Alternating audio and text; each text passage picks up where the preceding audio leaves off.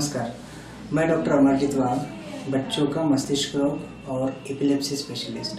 आज कुछ चीज़ें एपिलेप्सी के बारे में आपसे शेयर करना चाह रहा हूँ। एपिलेप्सी, जिसको हम अंग्रेजी में एपिलेप्सी करके बोलते हैं, ये एक मिर्गी की बीमारी है। कोई लोग इसको मिर्गी बोलते हैं, कोई इसको फीड्स बोलते हैं, कोई इसको अपस्मार बोलते हैं।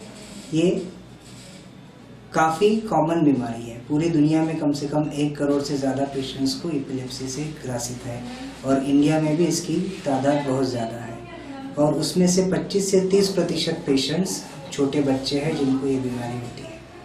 अब लेकिन इतनी कॉमन बीमारी होने के बाद भी अभी भी काफ़ी लोगों में कुछ गलत धारणाएं हैं, जैसे ये एपिलेप्सी कोई शाप है या कोई दैवी समस्या है। सालों साल चलती आ रही ये धारणा है, आज के ज़माने में भी लोग उसको पाल रहे हैं, जबकि ये बिल्कुल गलत है।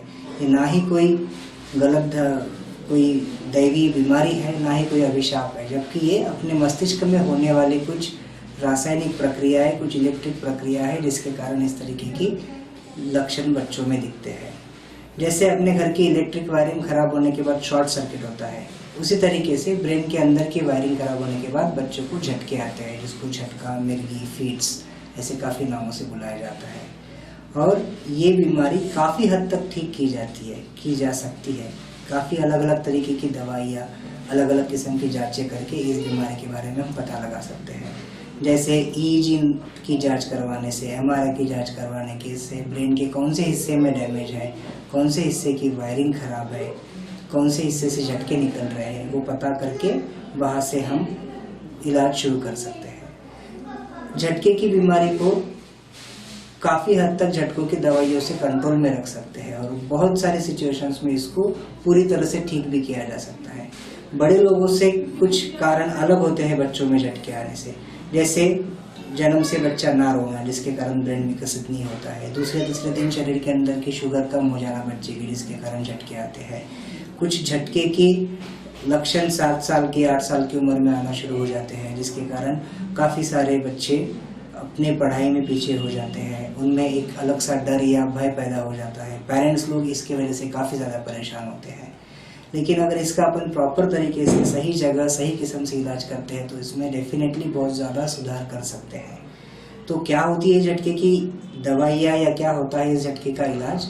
कुछ अलग अलग किस्म के उपचार अभी झटके के लिए हमारे कंट्री में उपलब्ध है। जैसे झटकों की दवाइयाँ 15 से 20% अलग-अलग 15 से 20 तरह की अलग-अलग झटकों की दवाइयाँ अपने पास है, जिस तरीके से अपन झटके के ऊपर कंट्रोल कर सकते हैं।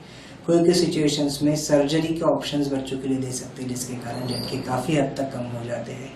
कुछ अलग किस्म की खाने की तकनीकें, जिनको हम इंग्लिश में कीटोजेनिक डाइट बोलते हैं साइंटिफिक भाषा में, उस तरीके की कुछ उपचार तंत्र इस्तेमाल करके झटकों को कम किया जा सकता है या बंद किया जा सकता है। लेकिन यहाँ पे मैं कुछ चीज़ें काफ़ी हद तक क्लियर करने की कोशिश करना चाह रहा हूँ कि ये दवा, जैसे हम बड़े लोगों में बीपी, शुगर के लिए सालों साल दवाइयाँ खिलाते हैं, उसी तरीके से झटके की दवाइयों के लिए भी काफ़ी दिन तक दवा खिलानी पड़ती है। कोई सर्दी खांसी सामान नहीं है कि 5 दिन, 7 दिन, 10 दिन दे दी और बंद कर दिए। यहीं पे हम गलती कर देते हैं और फिर हम सिर्फ डॉक्टर को बदलते रहते हैं, दवाइयाँ बदलते रहते हैं, लेकिन चाहे उतना आराम नहीं मिलता। कोई भी झटके की दवा एक बार शुरू कर दी तो उसको कम लंबे समय तक चलाने की ज़रूरत पड़ सकती है, जिसके कारण झटके कंट्रोल में रहे।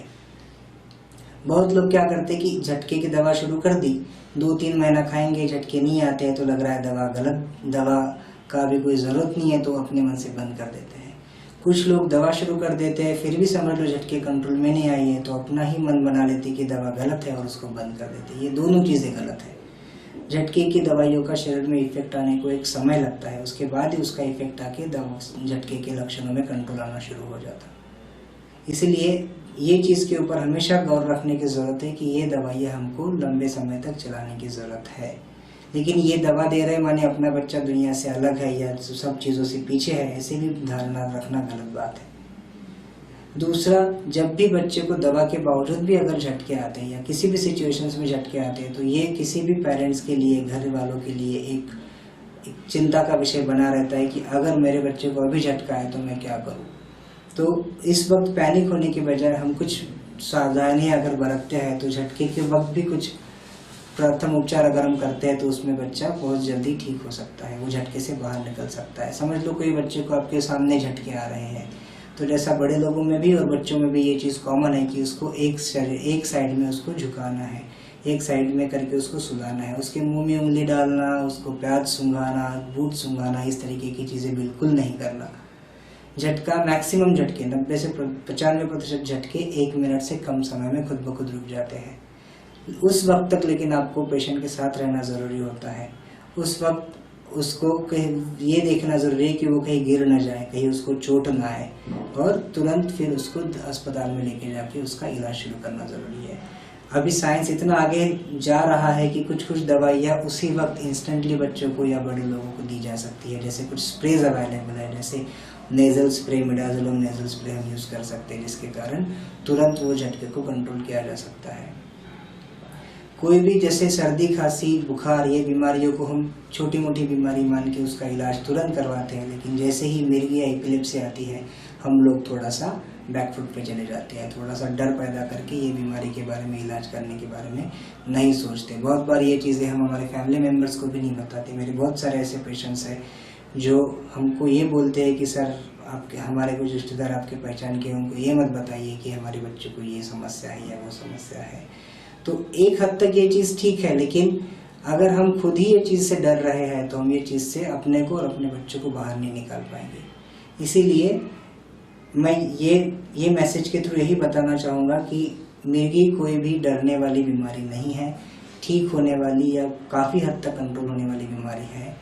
ये मस्तिष्क से संबंधित कुछ गड़बड़ियों के कारण होने वाली बीमारी है, जिसको हम ठीक कर सकते हैं, कंट्रोल में रख सकते हैं। बाकायदा हम इसको रेगुलर दवाइयाँ दे रहे हैं, अच्छी जगह से इनका इलाज कर रहे हैं, रेगुलर तरीके से मेडिसिन दे रहे हैं, और उसके हर दवाई का अपना कुछ ना कुछ साइड इफेक्ट होता है, लेकिन ये साइड इफेक्ट्स इतने भी खराब नहीं होते कि हम इनको तुरंत दवा बंद कर सके। अगर आपको लग रहा है कि ये दवा के कारण साइड इफेक्ट हो रहे हैं तो खुद ब खुद दवा बंद करने की बजाय आप जो डॉक्टर ने आपको वो दवा प्रिस्क्राइब की है उनसे कंसल्ट करिए, उनको दिखाइए, आपकी चिंता उनके साथ शेयर करिए, ताकि उससे कुछ बेटर ऑप्शन दिया जाए या उसी को मॉडिफाई किया जाए। इस तरीके के अगर हम प्रिकॉशंस लेते हैं तो डेफिनेटली हम बच्चे को काफ़ी हद तक एपिलेप्सी की बीमारी से उभार सकते हैं, बाहर निकाल सकते हैं। इसके बावजूद भी अगर कुछ डाउट्स है, कुछ क्वेश्चंस अगर हमारे मन में बनते हैं तो हमेशा अपने डॉक्टर को दिखाइए। जैसे आपको अगर मुझसे कंसल्ट करना है तो आप कभी भी मेरे पास आ सकते हैं। मैं नागपुर में लोकमत चौक में नीति गौरव सेंटर में मेरा खुद का सेंटर चलाता हूँ, वहाँ पे आके आप हमें दिखा सकते हो, या किसी भी बच्चों के ब्रेन के डॉक्टर को आप दिखा के, एपिलेप्सी स्पेशलिस्ट डॉक्टर को दिखा के इस बारे में अपनी शंकाएं दूर कर सकते हैं। और हम सब डॉक्टर लोगों की आपसे यही विनती रहेगी, यही एक संदेश देने की हम कोशिश कर रहे हैं आज इस एपिलेप्सी मंथ या एपिलेप्सी डे के बारे में, कि ये बीमारी को आप और हम दोनों मिलके काफ़ी हद तक दूर या ठीक कर सकते हैं। बस हमको एक दूसरे पे विश्वास रख के इसके लिए काम करना है।